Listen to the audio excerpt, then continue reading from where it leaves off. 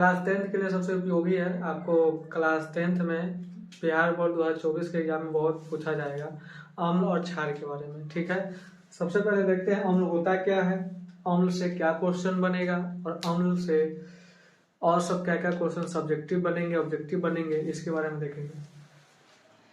सबसे पहले देख लेते हैं हम लोग अम्ल। देखिए, याद रखिएगा सबसे पहले कि अम्ल जो होता है वो स्वाद में ना खट्टा होता है।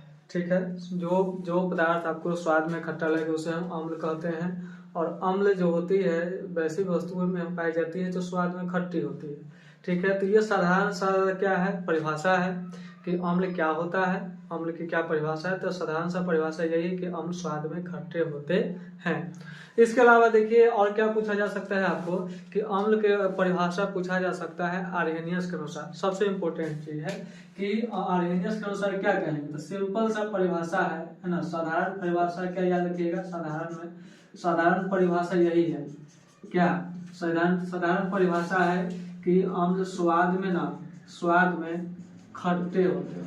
स्वाद में क्या हो जाएंगे, खट्टे होंगे, यानी कि स्वाद में खट्टे होते हैं। याद रखिएगा स्वाद में क्या हो जाएंगे, खट्टे होते हैं। यही हो गया आपका क्या चीज, सिंपल परिभाषा, खट्टे होते हैं। इसके अलावा आप देख सकते हैं क्या कि अम्ल स्वाद में खट्टे होते हैं, ये साधारण परिभाषा है। लेकिन आपको अगर आगे देखिएगा तो क्लास 10th में एक वैज्ञानिक का नाम है जिसको कहते हैं हम लोग क्या, उनका नाम है आर्हेनियस। ठीक है, आर्हेनियस के अनुसार क्या परिभाषा हो सकता है, अम्ल और क्षार दोनों के बारे में उन्होंने बताया कि आर्हेनियस के अनुसार कि अम्ल क्या होते हैं और क्षार क्या होते हैं। ठीक है, तो आर्हेनियस के अनुसार है कि अम्ल वे पदार्थ है ना, अम्ल वे पदार्थ होते हैं। आर्हेनियस के अनुसार अम्ल वे पदार्थ होते हैं जो जल में, याद रखिएगा जल में घुलकर, ठीक है, जल में घुलकर H+ आयन, इसी को कहते हैं हम लोग क्या, हाइड्रोजन। ठीक है, हाइड्रोजन आयन प्रदान करता हो।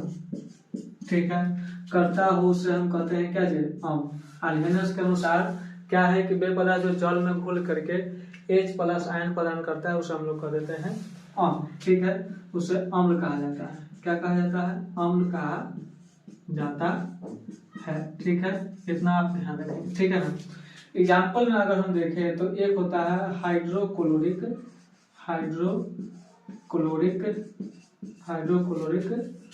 अम्ल। ये क्या है, तो हाइड्रोक्लोरिक अम्ल जो है इसका सूत्र होता है HCl, हाइड्रोजन, ये हाइड्रोजन हो गया, क्लोराइड हो गया।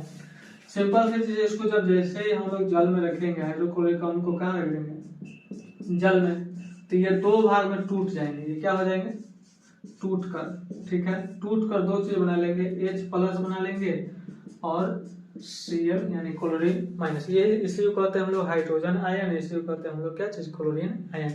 यही हाइड्रोजन आयन क्या होगा, अम्ल का कारण बनता है। यानी आर्हेनियस ने क्या बताया है कि जो पदार्थ जल में घुल जाएगा, यानी कि अम्ल जैसे ही आप उसको जल में रखिएगा तो वो दो पार्ट में टूट जाएगा। एक टूटेगा H+ में और ये देख सकते हैं Cl- से, तो अम्ल क्या होंगे कि H+ आयन देंगे जल में घुल करके, इसे अम्ल कहा जाता है। एग्जाम्पल हम लोग ले लिए HCl, हाइड्रोजन क्लोराइड। ठीक है, ये जल में रख दिए, उसको टूट करके H+ और Cl- बन गया। ठीक है, तो ये हो गया आपके अम्ल का परिभाषा किसके अनुसार, आर्हेनियस के अनुसार। आगे आप क्या याद कर सकते हैं अम्ल के बारे में, इंपोर्टेंट फैक्ट क्या होगा कि अम्ल जो होते हैं, अम्ल का pH मान, याद रखिएगा अम्ल का pH मान 7 से कम होता है। ठीक है, अम्ल का pH मान कितना होगा, 7 से कम होता है। ठीक है ना, यानी कि याद रखिएगा pH भी पूछा जाता है कि किस अम्ल का pH मान कितना होगा, लेकिन आपको जनरली याद क्या करना है कि अम्ल का जो pH मान होता है वो 7 से कम होता है। ठीक है, इसके बाद आप क्या याद कर लोगे, कुछ अम्ल का एग्जाम्पल भी याद कर सकते हैं। क्या है, तो एक है आपका सल्फ्यूरिक अम्ल। ठीक है, सल्फ्यूरिक अम्ल, तो सल्फ्यूरिक अम्ल जो होता है इसका सूत्र होता है H2SO4। ठीक है, उसके बाद एक है आपका क्या चीज, एसेटिक अम्ल। ठीक है, एसेटिक अम्ल, ये सब अम्ल के नाम याद रखिए। ठीक है, इससे ऑब्जेक्टिव बहुत आपको क्वेश्चन आएगा। नहीं, 10th क्लास में अम्ल और क्षार से अधिकतर ऑब्जेक्टिव क्वेश्चन आएंगे, तो ये आपको हो जाएगा।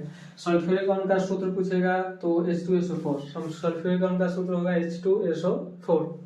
एसिटिक अम्ल का क्या सूत्र होगा, तो CH3COOH,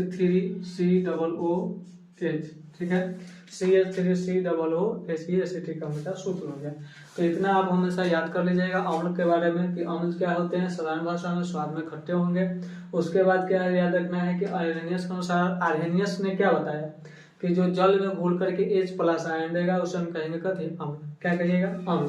अम्ल वही है क्या, एग्जाम्पल हम लोग लिए है, क्या चाहिए, हाइड्रोक्लोरिक अम्ल। और ये याद रखिएगा ये मानव के पेट में पाया जाता है। मानव के कहाँ पाया जाता है, पेट में। मानव के पेट में कौन सा अम्ल पाया जाता है, हाइड्रोक्लोरिक अम्ल। ये क्वेश्चन बार बार आता है बायोलॉजी से और केमिस्ट्री में पूछता है कि मानव के पेट में कौन सा अम्ल होता है, तो HCl होता है या हाइड्रोक्लोरिक अम्ल कह सकते हैं।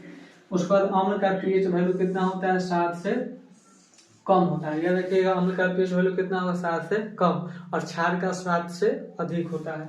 सल्फ्यूरिक अम्ल का सूत्र याद रखिएगा H2SO4, और ये पाया जाता है आपको बैटरी में। जितना ये बैटरी देखते हैं, बैटरी होता है ना, जिसको हम लोग बैटरी में एक पानी रखते हैं जिसको तेजाब कहते हैं, वही तेजाब होता है, क्या चीज आता है, H2SO4, यानी कि H2SO4 बैटरी। इसे हम बैटरी अम्ल भी कहा जाता है, और H2SO4 को अम्ल राज भी कहा जाता है, ठीक है। उसके बाद सल्फ्यूरिक अम्ल हो गया, एसिटिक अम्ल हो गया, ये सिरका में पाया जाता है, ठीक है, ये सिरका में पाया जाता है, ठीक है। तो सिरका में कौन सा अम्ल हो जाएगा, एसिटिक अम्ल। सिरका में कौन सा अम्ल हो जाएगा, एसिटिक अम्ल। तो ये अम्ल के बारे में एकदम मतलब बहुत अच्छा इंफॉर्मेशन है, आप इसको याद कीजिएगा, एग्जाम यानी कि बिहार बोर्ड में जरूर काम आएगा।